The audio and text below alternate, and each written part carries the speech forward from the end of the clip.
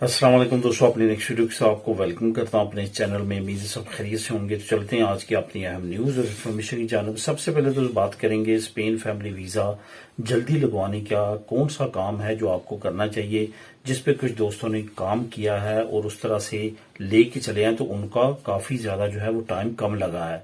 इस पे बात करूंगा और काफी अहम इन्फॉर्मेशन जो आप लोगों के साथ शेयर करूंगा। ये प्रैक्टिकल इन्फॉर्मेशन है, आमतौर पे जो है आपको काफी तवज्जो से सुनना ही होगी कि कौन से तरीकेकार आपने अपनाने हैं। उसके बाद स्पेन ने 86 इमिग्रेंट्स जो है वो डिपोर्ट किए हैं। इस पे भी कुछ दोस्तों ने कमेंट किए थे कि ये इमिग्रेंट्स कौन थे और किस तरह से इनको डिपोर्ट किया गया है, क्या वजूहत थी, इन्होंने क्या ऐसा किया था कि स्पेन ने डिपोर्ट किया, क्योंकि स्पेन नॉर्मली डिपोर्टेशन नहीं करता। इसको कवर करूंगा। उसके बाद नई हुकूमती स्कीम जिसमें आप बगैर एडवांस दिए, यानी कि नॉर्मली 20, 25 और 30% तक आपको एडवांस देना होता है अगर आप बैंक से भी घर जो है वो लोन पे लेते हैं। तो कौन सा जो है अभी तरीका आपको अपनाना पड़ेगा, कौन सी हुकूमत ने स्कीम अनाउंस की है और किस हुकूमत ने अनाउंस किया है कि अब आप 0 एडवांस पे घर खरीद सकते हैं।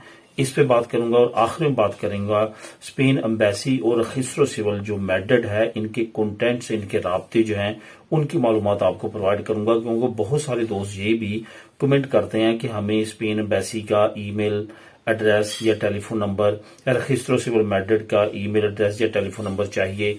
तो वो मैं आज आप लोगों के लिए लेके आया हूं, वो आप लोगों के साथ शेयर करूंगा ताकि आप उससे फायदा उठा सकें।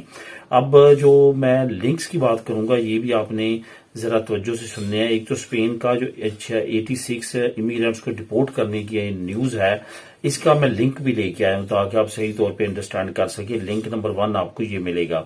उसके बाद नई हुकूमत की जो स्कीम है बगैर एडवांस के आप अपना घर खरीद सकते हैं, लिंक नंबर 2 आपको मिलेगा। अब लिंक नंबर 3 जो है वो स्पेन एम्बेसी से रिलेटेड जो आपको राब्ता कंटेंट चाहिए उनके वो है, और लिंक नंबर 4 जो है वो रजिस्ट्रो सिविल से रिलेटेड जो राब्ता कंटेंट्स आपको चाहिए वो होगा। यानी कि टोटल आपको 4 लिंक्स मिलेंगे। इन चारों लिंक्स को आप खुद भी क्लिक करके तमाम इन्फॉर्मेशन वहां से ले सकेंगे। तो जिन दोस्तों ने अभी तक चैनल को सब्सक्राइब नहीं किया, लाजमी तौर पर चैनल को सब्सक्राइब करें ताकि मजीद ऐसी आने वाली वीडियोस आप तक बर वक्त पहुंच सकें। तो सबसे पहले तो बात करते हैं स्पेन फैमिली वीजा जल्द लगवाने के लिए कौन सा कुछ फैमिलीज ने, कुछ दोस्तों ने काम किया है जिससे उनको फायदा हुआ है।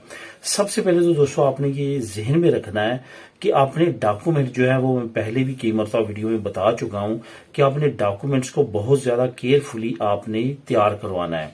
उसमें एक एक चीज को मैं कहता हूं कि डबल नहीं थर्ड टाइम आपने उनको चेक करना है कि तमाम चीजें सेम है, तमाम चीजों का जो डाटा है वो सेम है। इसमें नामों की स्पेलिंग, इसमें डेट ऑफ बर्थ, आपके पासपोर्ट नंबर, कई मरतबा ऐसा होता है पासपोर्ट नंबर आपका कुछ होता है आपने गलती से अपने जो फॉर्म वगैरह होते हैं वहां पे गलती से फिल किया होता है। इसी तरह आईडी कार्ड नंबर और तमाम चीजें जो हैं वो आपने बहुत ज्यादा गौर व खौफ से बार बार चेक करके तमाम चीजों को मैच करना है।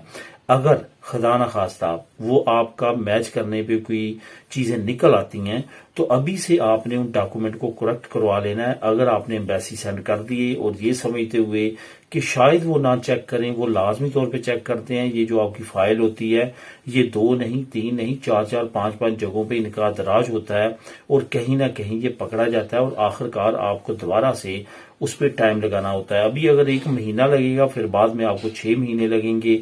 और ये याद रखें कि जब किसी भी फाइल में कोई कमी ऐसी निकल आती है और दोबारा से आप उस फाइल को करेक्ट करके सबमिट करवाते हैं तो फिर आपको दोबारा से नए सिरे से करवाना पड़ती है और नए सिरे से आपका टाइम पीरियड शुरू होता है। तो इन चीजों को एक तो आपने बहुत ज्यादा गौर से करना है।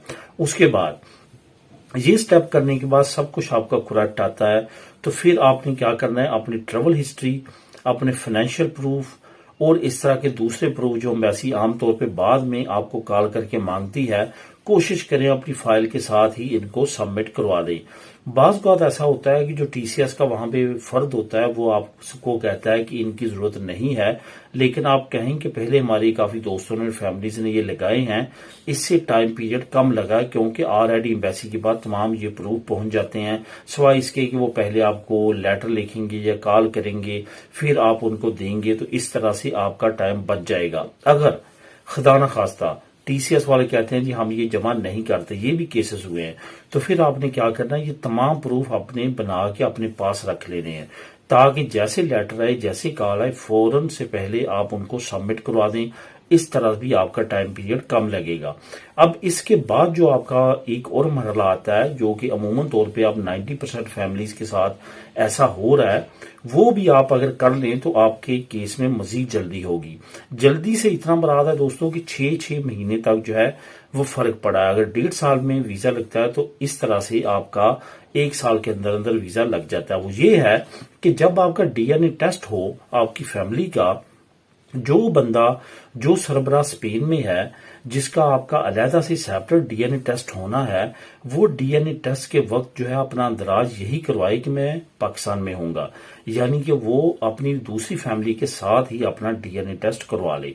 उससे क्या होगा, कम से कम जो है वो इस वक्त जो मैं बात कर रहा हूं 4 से 5 महीने आपके बच जाएंगे। आपका डीएनए टेस्ट इकट्ठा होगा, उनकी रिपोर्ट्स इकट्ठी आएंगी। इस तरह से आपको 4 से 5 महीने का ये फायदा मिल जाएगा, क्योंकि इस वक्त जो है जो स्पेन में डीएनए टेस्ट होने से लेके, यानी कि पाकिस्तान से जो आपका नंबर आता है वो नंबर के इशू होने से लेके जो डीएनए टेस्ट के रिजल्ट तक और वीजा लगने तक कम से कम जो है वो 4, 5, 6 महीने तक लग रहे हैं। तो ये आपकी बचत हो जाएगी। ये वो तरीकाकार है जिनको अपनाते हुए आप फैमिली अपने वीजे को जो है वो उसको स्पीड अप कर सकते हैं। इन पे लाजमी तौर पे अमल कीजिएगा, खासतौर पे वो फैमिली जो काफी ज्यादा परेशान है और जल्द से जल्द जो है वो स्पेन आना चाहते हैं, जैसे कि काफी ज्यादा कमेंट्स आते हैं, उनके लिए ये काफी अच्छा फार्मूला रहेगा। अब दोस्तों बात करते हैं कि स्पेन ने 86 इमिग्रेंट्स को क्यों कर डिपोर्ट किया। इस पे कुछ दोस्तों के कमेंट भी आए हैं।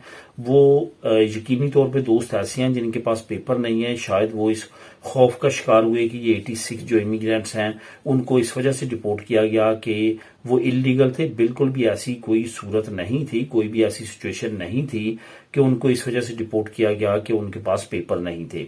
यहां पे ये याद रखें कि आपने कोई ऐसा क्राइम ना किया हो जो कि हाई रिस्क की जो है वो क्राइम हो, जिसमें डायरेक्टली इनडायरेक्टली स्पेनिश लोगों के लिए कोई खतरा हो, तो आपको ये डिपोर्ट नहीं करते। और अगर आप कोई ऐसा क्राइम कर लें जो कि काफी ज्यादा खतरनाक क्राइम हो, तो फिर वो किसी तौर पे भी डिपोर्ट करने से नहीं छोड़ते, बेशक आपके पास स्पेन की नेशनलिटी ही क्यों ना हो। इस वजह से इन चीजों का आपने लाजमी तौर पे ख्याल रखना है। ये जो 86 इमिग्रेंट्स रिपोर्ट किए हैं, इनका नीचे लिंक भी मैं दे रहा हूं आपको, लिंक नंबर 1, वहां पे आप खुद भी रीड कर सकेंगे। ये ज्यादातर जो है बोलीवियन, कोलंबियन, मैक्सिको के इस तरह के लोग हैं।